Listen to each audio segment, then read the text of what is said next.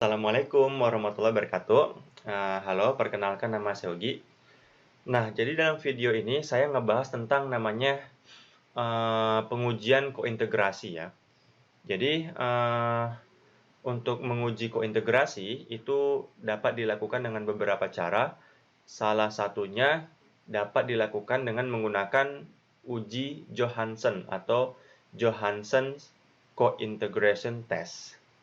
Nah, di sini saya coba berikan contoh kasus dan penyelesaian dengan software Evius. Nah, teman-teman, seluruh file dalam video ini nanti teman-teman bisa download gratis ya di website saya www.statcoma.com. Nanti file datanya, file tulisannya saya bakal upload di sini. Nah, di paling bawah. Di sini akan saya buat uji kointegrasi dengan uji Johansen. Seperti itu. Nah, sebenarnya video ini itu terinspirasi dari paper ya, dari jurnal, dari paper yang ditulis oleh ini, Made Aristiawan Jiwa dan rekan-rekan. Jadi, dalam penelitian ini ya, dia melakukan uji kointegrasi gitu. Jadi dalam paper di atas digunakan uji kointegrasi Johansen ya atau Johansen Cointegration Test untuk menguji apakah terdapat keseimbangan atau hubungan dalam jangka panjang atau bahasa Inggrisnya long run equilibrium dari variabel kunjungan wisatawan mancanegara, inflasi, nilai tukar rupiah terhadap dolar Amerika, dan PDRB. Nah, jadi dalam penelitian ini melibatkan 4 variabel ya. Yang pertama kunjungan wisatawan mancanegara, yang kedua inflasi, yang ketiga nilai tukar, yang keempat PDRB. Nah, akan diuji apakah terdapat hubungan jangka panjang atau apakah terdapat keseimbangan dalam jangka panjang dari 4 variabel ini. Nah, jadi uji kointegrasi ini digunakan untuk menguji apakah terdapat keseimbangan atau hubungan dalam jangka panjang berdasarkan variabel-variabel penelitian kita. Nah, dari hasil papernya kita bisa melihat bahwa ini dia. Johansen Cointegration Test show the tourist kedatangan turis, inflasi, nilai tukar, dan GDRP atau PDRB tidak terdapat kointegrasi. Jadi hasil dari penelitian mereka ternyata dari hasil pengujian kointegrasi Johansen ternyata diperoleh hasil bahwa tidak terjadi kointegrasi di antara variabel kunjungan wisatawan, inflasi, nilai tukar, dan PDRB. Dengan kata lain, tidak terdapat hubungan atau keseimbangan jangka panjang di antara 4 variabel tersebut. Nah, inilah hasil penelitian dari Made Aristiawan dan rekan-rekan. Nah, sekarang jadi dalam uji kointegrasi Johansen untuk pengambilan keputusan apakah terjadi kointegrasi atau tidak, ada 2 nilai statistik yang dapat dilihat. Yang pertama ada namanya trace statistik, kemudian max agent statistik. Nah, nilai trace statistik sama nilai max agent statistik ini nanti dibandingkan dengan nilai kritis pada suatu tingkat signifikansi tertentu untuk menentukan apakah terjadi kointegrasi atau tidak. Atau dapat juga nanti kita melihat nilai probabilitasnya atau prob. Seperti itu. Nah, kita langsung aja ke contoh kasus. Jadi saya punya data. Nah, datanya seperti ini. Ini contoh data, ini datanya saya ambil dari paper orang, gitu kan datanya. Kemudian ada data PDRB, ada data kesempatan kerja. Kemudian diamati dari tahun 1979 sampai 2004. Nah, akan diuji apakah terdapat hubungan atau keseimbangan jangka panjang antara variabel PDRB dan kesempatan kerja. Di sini kita coba menggunakan uji Johansen, uji kointegrasi Johansen. Tapi kalau kita lihat dari grafik ya, yang sumbu horizontal ini tahun ya. kita lihat cenderung naik terus ya. Seperti ini dia, tapi di sini dia naik, naik dia. Kemudian kalau untuk yang kesempatan kerja, dia naik, kemudian dia turun. Dia naik, turun, gitu dia. Kalau ini dia cenderung naik, terus dia naik terus. Tapi kalau ini naik, turun, naik, turun. Nah, itu dia. Nah, apakah terdapat keseimbangan? Apakah terdapat hubungan jangka panjang antara PDRB dan kesempatan kerja? Atau apakah terjadi kointegrasi di antara dua variabel tersebut? Oke, sekarang kita coba menggunakan Fuse ya. Jadi, di sini saya menggunakan Fuse 10. Kemudian kita pilih File, New, Work File. 1979 sampai 2004. 79 sampai 2004. Ya.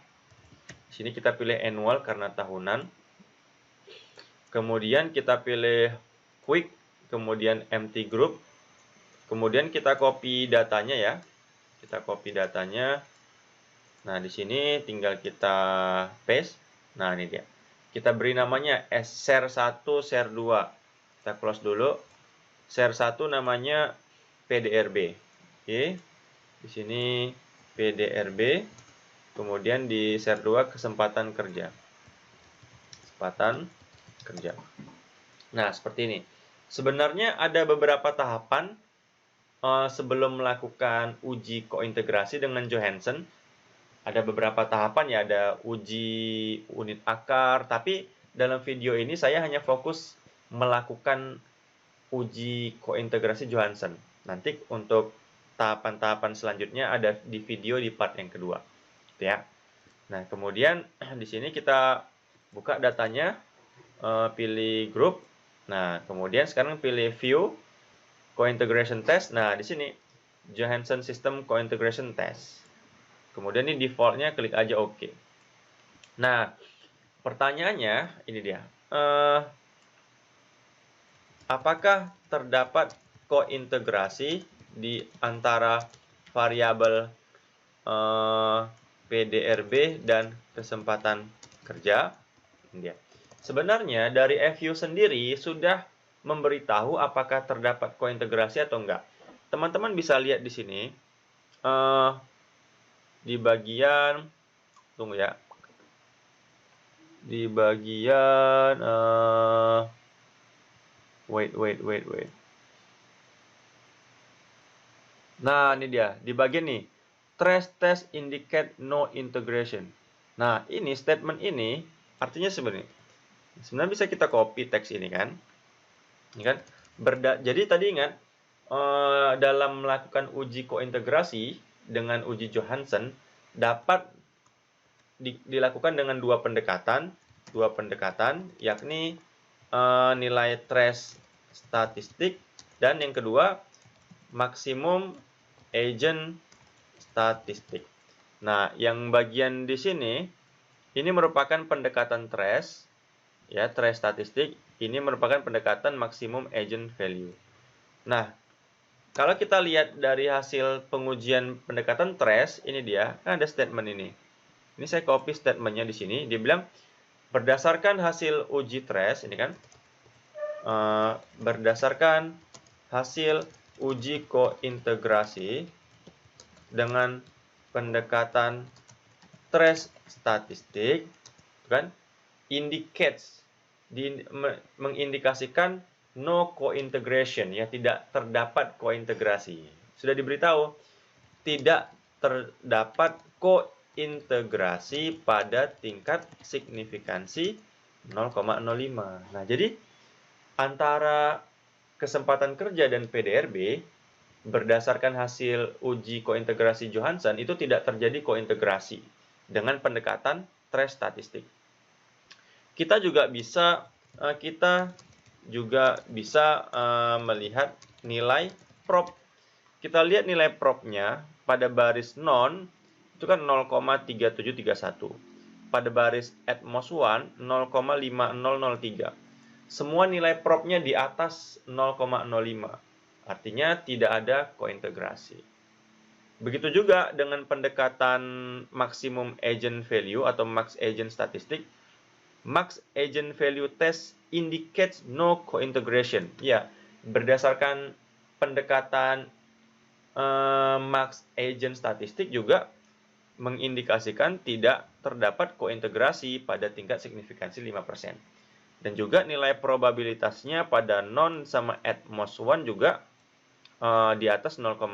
Artinya, jadi kesimpulannya, variabel tidak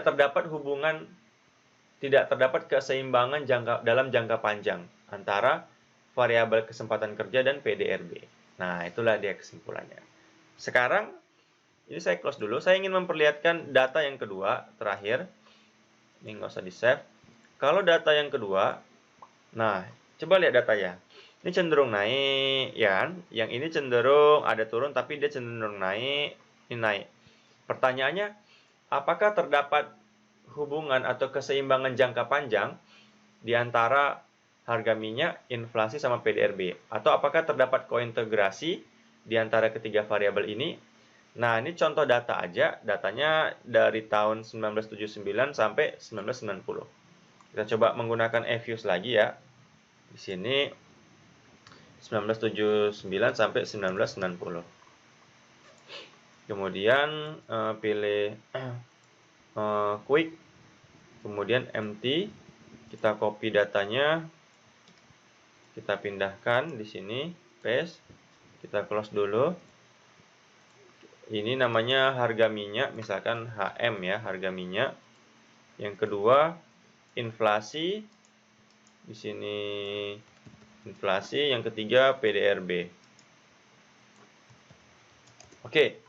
Sekarang kita buka datanya grup, kemudian kita uji kointegrasi dengan Johansson.